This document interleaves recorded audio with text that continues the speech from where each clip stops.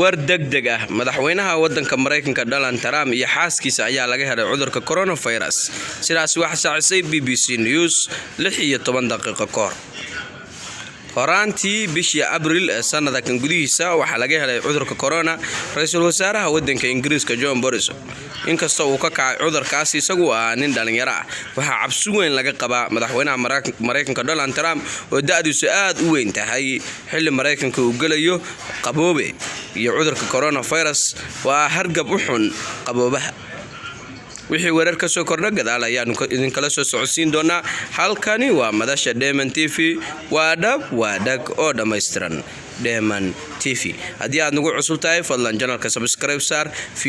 videogana like saar kuna sii share garay asxaabtaada siday ula socdaan wararka ka soo baxa Dheeman TV